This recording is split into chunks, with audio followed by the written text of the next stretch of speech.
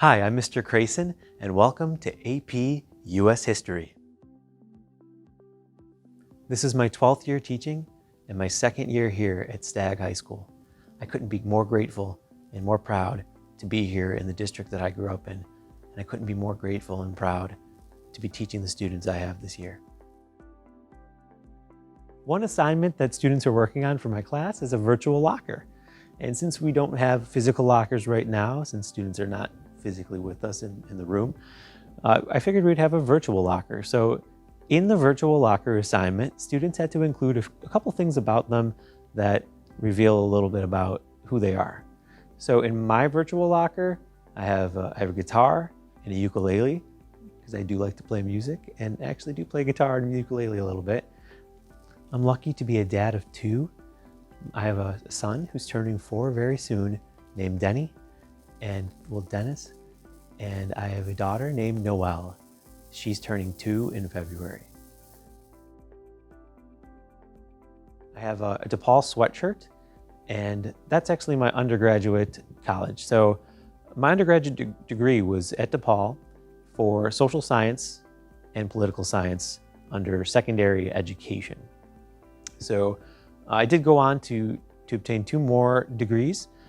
My first master's degree was at Olivet Nazarene University, and it was to become a reading specialist. I chose that master's because just a few years into teaching social studies, I further realized that to be successful in social studies, you have to be a strong reader. Literacy skills are so central to success in social studies. Being able to read primary sources, secondary sources, compare them, contrast them, make arguments based on them, that is really high level literacy skill that I felt a master's in reading would really help. And it did, it really did. My second master's was in curriculum and instruction, which really made sure that I was up to date with best teaching practices and really solidifying a core of backwards design where we're working from assessments and learning targets and making sure that we're teaching to those learning targets on a daily basis and having a very clear end goal of where we want to be. So in AP US History, the goal really is to teach those overarching historical skills that the school and the AP College Board has laid out for this class. And at the same time, really understanding and being able to work with the content of an incredibly dense, incredibly long-spanning time of US history. So it's really exciting, but it's also really overwhelming sometimes for students. It's a lot of material, and I acknowledge that up front. So we do chip away at it little by little, doing about a chapter a week throughout the year. With each chapter, it's important to really engage in the process of actively reading. So not only are you reading, but I do have a reading guide that walks students through outlining and then analysis questions to really consider what the content is talking about. So not only to consume the content, but to work with it.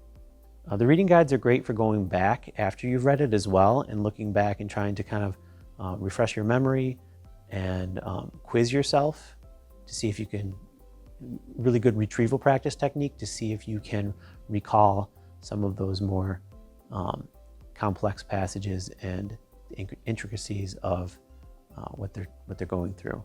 So the AP US History exam highlights 4 different parts.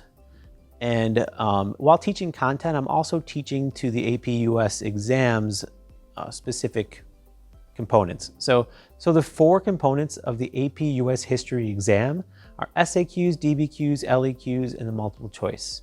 The SAQs, or short answer questions, there's 4 of them on the AP US History test. The first 2 are required to answer. The second 2, numbers 3 and 4, students can choose between. SAQ questions come with 3 components each. So like an A question, a B, and a C. The SAQs will focus on oftentimes a stimulus, like maybe a photo or an excerpt, a cartoon. Sometimes there won't be a stimulus, but oftentimes they're based off of a stimulus, asking them to really interpret the stimulus.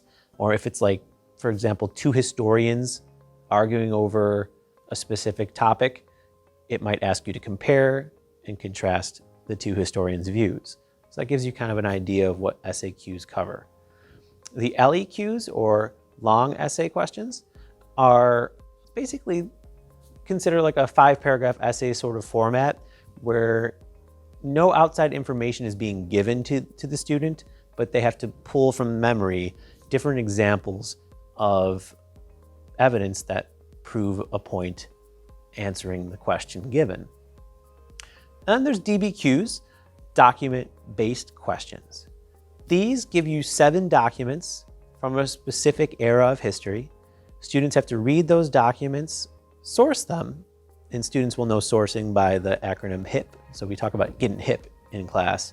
So getting hip with the document basically is sourcing the document, and then being able to work with those documents to use them as evidence in proving a claim that you make. The other section of the AP US History test is the multiple choice section.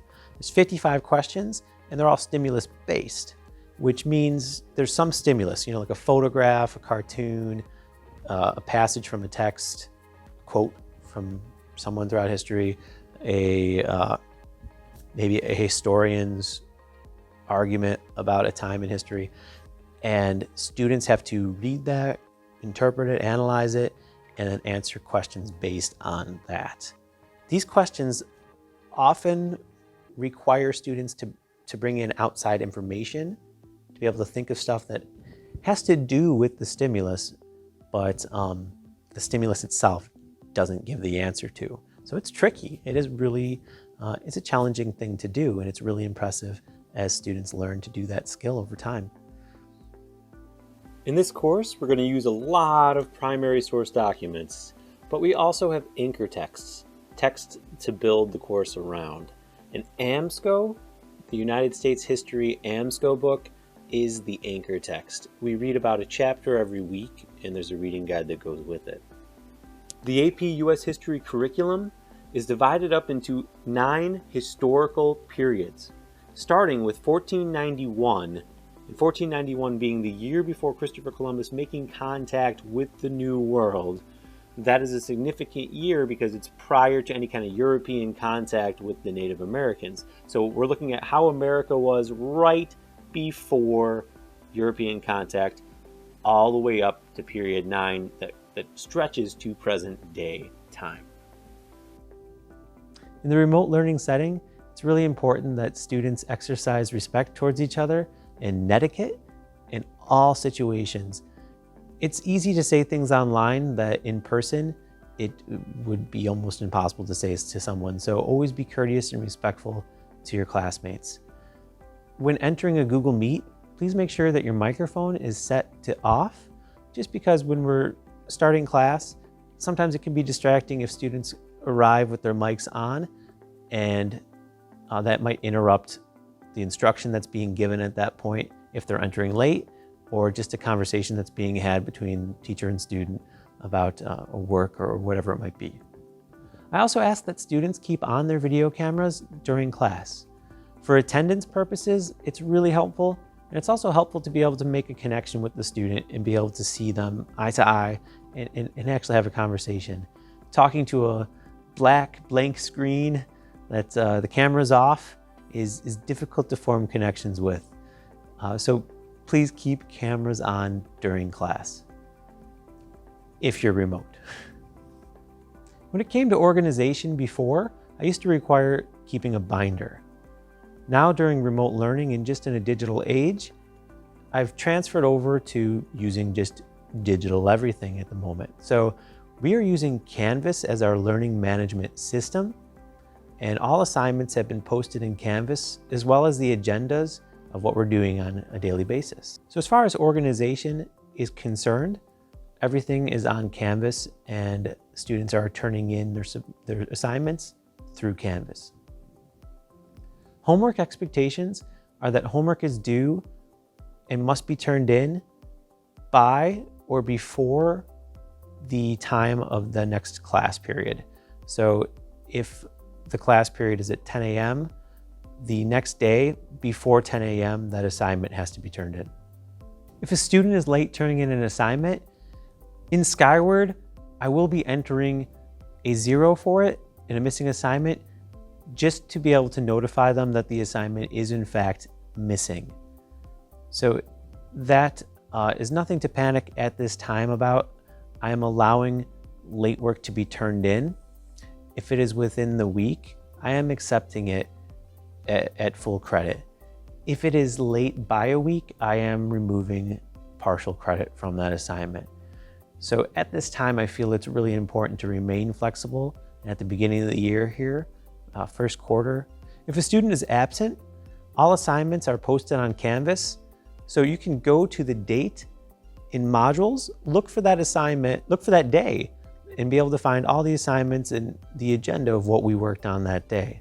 So if a student is absent, I'd expect that not by the very next day, but at least by the day after that, students would have in their work for that missing day. If there's a test or a quiz that was assigned, if a student is absent the day of the test or quiz, it's still expected to be able to take that test or quiz the day they come back from that absence. There's always exceptions, and please do feel really free and comfortable to email me with any of those special requests or circumstances. I do really pay attention to special requests, and I do really try to make sure I'm being as fair and helpful as I possibly can. Skyward is the main place to check for grades. So although I use Canvas as a learning management system to collect papers, I do post all grades into Skyward instead for official purposes. So if you want to check the most updated grade, Skyward would be the place to go. If a student is having difficulties during the 8 o'clock to 9:30 hours on Mondays, Tuesdays, Thursdays, and Fridays, I can make myself available to assist through video chats whenever needed. So there are exceptions to that where there may be meetings or special meetings with parents during different hours, or even with other colleagues, especially on Wednesdays. But on Mondays, Tuesdays, Thursdays, and Fridays, during that time period from 8 to 9:30, time can be arranged where I can help and walk a student through a quiz or through special support that they might request or need. At this time, to request extra help, really just sending an email to me at pkrason@d230.org is enough to be able to request having extra support or help, or even just for a question that a student might have on an assignment that night. So emailing me is the quickest way to get to me and to be able to ask for support. You can also call. My phone number here at STAG is 708-974-7400, extension 7292. So again, it's extension 7292. I also have social media accounts that you could follow things we're doing in class, or just little photos and quotes and things like that that I feel inspired by and send out. My Twitter is at the handle at Mr. Krason, so at MrKrason. I also have a YouTube channel that doesn't have too much on it, but some helpful videos and playlists are saved on there for students to check for enrichment, or just out of curiosity if they want to know more about a specific unit. I have videos that are organized for their viewing pleasure. That YouTube channel is available at EduKrason. So EduKrason is that YouTube channel's handle, or I guess the channel's name. Okay, so let's go on a little tour of the classroom.